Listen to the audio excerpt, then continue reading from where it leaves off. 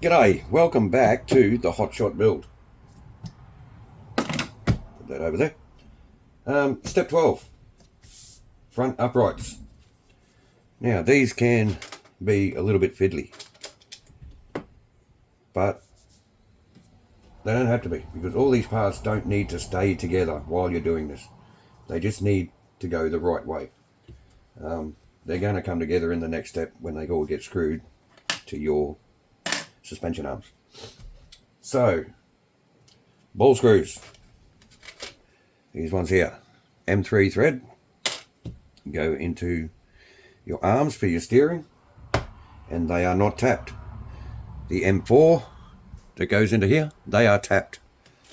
They will just screw straight in beautifully. So to save yourself struggling, again, we're going to bring in our M3 tap. I do strongly recommend getting one of these. Right, so they want the outside hole. And you don't have to spend $1 million on Sutton or PNN or Bordeaux, or do Bordeaux make taps? I guess they do.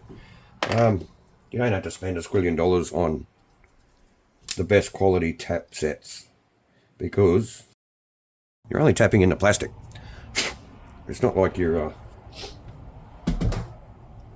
tapping 1,000 holes into 5mm stainless steel plate all day. Okay, so yeah, don't think you have to spend a lot of money. You can just go down to your cheap auto parts store and just buy whatever tap set they've got, and just use the taps you need. But like I said, I went online and bought the M2 tap, and they were very, very cheap, and you get the drill to suit with it. So that's that taken care of. Now we can just screw these in. Pick the right side, I should say. All right, so if we're going for this one, you just need to match it up with the cartoon, right? And that comes in from the bottom. And you can see that just screws straight in. Give it a little bit of a nip up till it stops. Same with the other side. See, just starts straight away. Nip him up. And now these parts that make you think that everything needs to be held together all at the same time, which they really don't. So that ball connector is going to sit on the inside of this red piece here. You'll see one side, come on focus, one side of the red piece is flat, the other side, can you see a countersink in there? I don't know, trust me, it's countersunk. To let the actual ball roll around in there when everything's screwed together.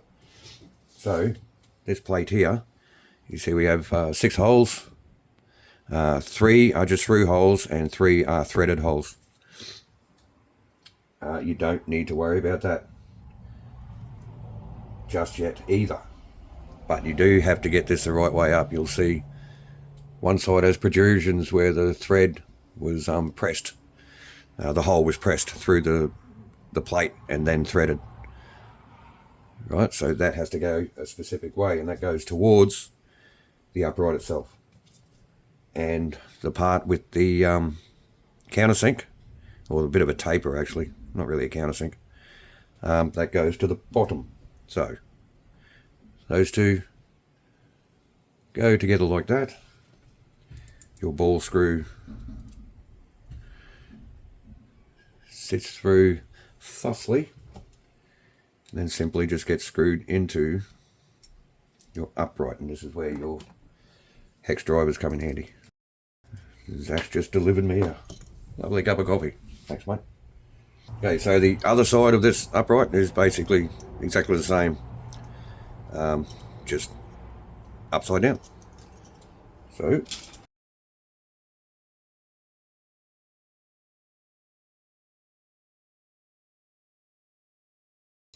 there's your step 12. See what I mean? These parts are just going to flop around like an untrained seal until it comes time to attach them to the arms themselves. So don't worry about them falling around all over the place. Now, step 13, Now arms, yeah, I'm going to concentrate on these top arms first, because again, we have a hole here to accept an M3 machine thread. Now, you guessed it. Now that hole actually meets up with that rib. Okay, so I don't know how successful we're going to be drilling through that. So what I'm going to try and do, now if you're going to do this, you do need to be very careful. Because this is where, if anywhere, you're going to strip threads. So I just went in. This was I said, does take a bit of practice doing it this way. You do need to concentrate on what you're doing and feel the drill. When you feel that tap starting to tighten up, stop the drill. Because if you go any further, you will strip out the thread. But that seemed to help us out. That's in just fine. I'll do the same thing again. Just go in nice and steady until you feel a little bit of resistance, which I think really didn't take much. Just went that little bit too far. And yes, it stripped the thread out. You really don't need... Oh no, I think we got it. Yeah. You really don't need a lot of pressure in there. So be extra careful doing those front ones. You can try and run a drill through there, but I think you're going to run into this rib. Of course, if you're not confident doing that with a tap, just have a go at screwing it in by hand. You might get it, you might not. Okay, so it is time to mount our uprights. Now you do need to make sure you get these 3 holes matched up with the correct 3 holes on the other side. The Boomerang and Bigwig with these parts actually had 3 pips that lined up with the 3 through holes on the pressed metal part. Hotshot does not, which is interesting. Okay, so you need to line up all of those holes at the same time in order to get your M2 screws in there correctly.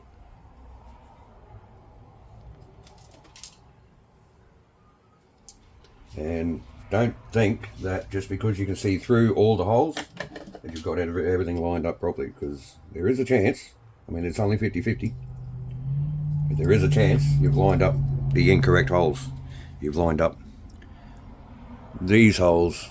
Can you see? There's a chance you've lined up those holes instead of those holes, and then your screw won't thread in. Not a big deal, I've done it 1,000 times. I'm sure these screws are getting smaller. Can't be my fingers getting older. Okay, so you really want to do... Don't tighten them up. Break my own rule. Again, really want to do one at a time. Just so that you can get all these holes lined up. Once you've got all 3 screws in there, you nip them up, and then you can put in your countersunk BB2, the 3x8 countersunk screw with the larger screwdriver. That just holds everything in place there. Yeah, this particular car has to be my favourite Tamiya 4-wheel drive buggy. Always wanted one as a kid.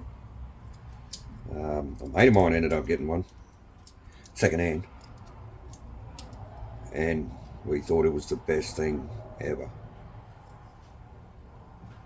because I'd really only driven my my first RC car, which was the Nico F10 frame buggy, which essentially was basically a Hornet. So I'd only driven that and my Midnight Pumpkin and my Porsche 956. So never really driven, well, at that stage anyway, I hadn't driven a 4-wheel drive RC car, and then my mate turned up with a Hotshot. and nothing could keep up with it. It wasn't that it was fast, it's just that it handled so well. It went where you told it to go, which was unheard of. Plus the black and red. You know, it's just an ensemble, isn't it? I love it. Right, I'm going to do these other arms, or this other arm, and bring you back when we put them onto the front gearbox.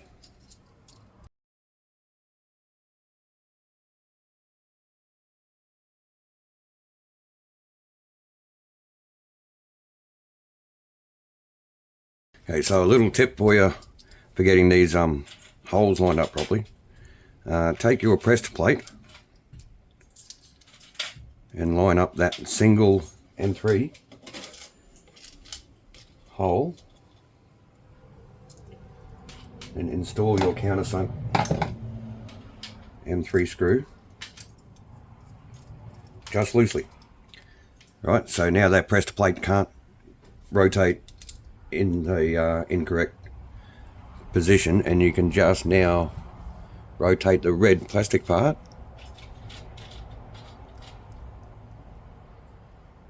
until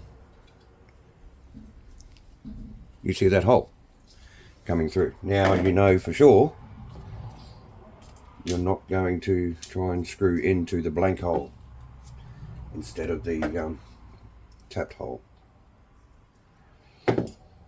Again, one at a time, and leave them loose. Once they're all in, nip them up. That's them done. Now we have a fair bit going on here actually. So these connecting rods, I'm going to call them, for your front sway bar, again, just sit them in on the side and they'll just clip straight in, just like that, and they get clipped on so that the aluminium part sits over the top of the suspension arm. Now these, you can do it exactly the same way, it's just kind of opposite. So just hold it on a bit of an angle there, on they go straight away. There's no need to get a big massive set of pliers to go over the whole width of the arm there. So just hold it on a little bit of an angle and push. That's that. And now we have these swivel pins for our front shock set up. We need to get pressed in through the bottom arm, and of course bearings, drive cups, and then we can install these arms. I'm just going to put this grease out of the way before I drop something on it and get it everywhere. So now we can install these arms onto our front transmission. So again, these screw pins are going to, the thread portion of the screw is going to screw into the arms. So we are greasing up the holes in the differential case itself. So we'll start with the bottom pin. So I can take a drive shaft. Again, I'm not greasing the ends of the dog bones up. I explained why when we did the rear end. So a short screw pin. And that is one side complete. You do not get a lot of steering travel out of these cars, but they seem to drive just fine. From memory anyway, I haven't driven a Hotshot in almost 18 years. You could argue that I have, since we run the Boomerang. That is slightly different as far as the suspension geometry goes, isn't it? Another dog bone. Careful nothing falls out. You've got to watch these ones, they don't fall out. The ones in the rear are actually tight, but that one's just a little bit loose. So there's your front suspension setup for your Hotshot. It's exactly the same as the Big Wig and the thing that comes back, the boomerang. Apart from your suspension geometry, but this just looks so much better, in my opinion anyway. Just a great looking car. So that was step 14. We are at 23 minutes of raw footage. Right, I can get my chassis back. That's lovely and dried. Now it's at this point I have to get the decal sheet out and cut the decals out for the seat belts.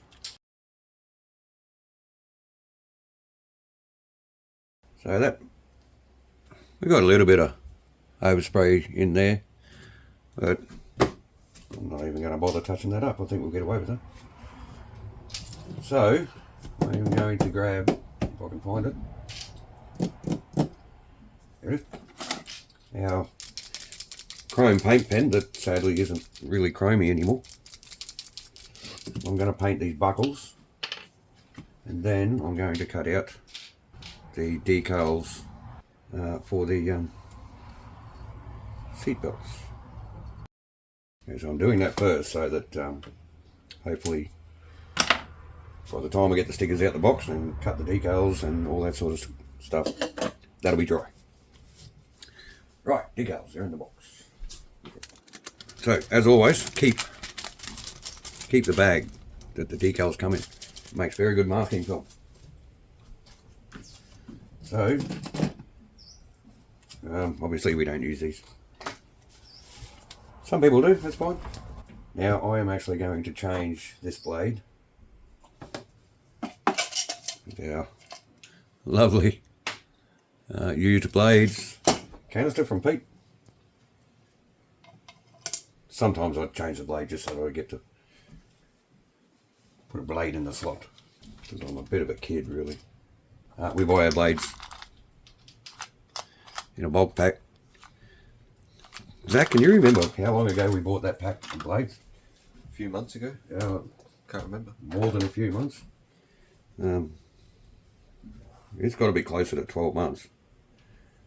And it looks like we're nowhere near the end of the packet of blades. So, and I change them very, very often. Like the blade I just took out wasn't an old blade. I only put that in there the other day and it's done bugger all. But when it comes to cutting out decals, you really do want the freshest blade you got.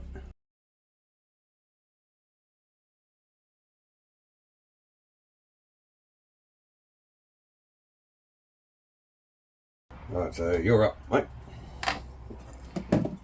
Decal boy. So, thank you, Zach.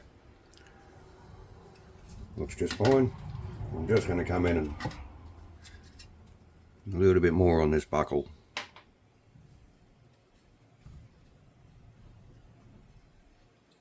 With the chrome paint.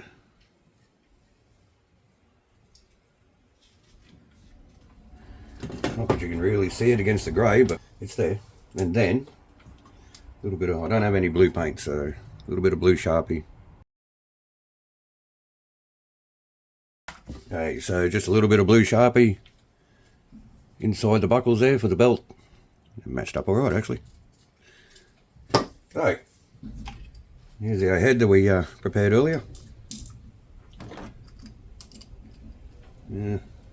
If you go back a few videos, you'll remember me talking about when we get to this stage, everything's done and painted and we can just keep rolling on.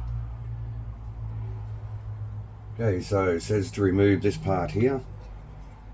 So can I have the cutters please, mate? That's quite a substantial piece of plastic that gets removed.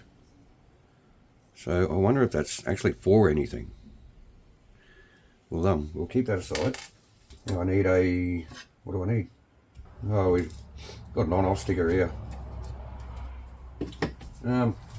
So I have our old mate Pete kindly sent us a different version of switch adapters for the hobby wing switch.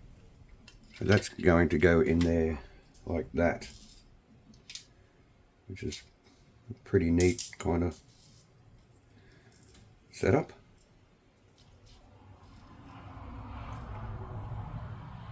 That's off, that's on. So I need a sticker, the on-off sticker. So you get two, you get on that way and on that way. So this, all I have to do is make sure I mount this in the correct way. So off is that way. So we want this little one. I haven't put an on-off sticker on a car for a very long time, because you don't really need to anymore, do you? But in this case, I think it might add to the look of the car, so we are going to go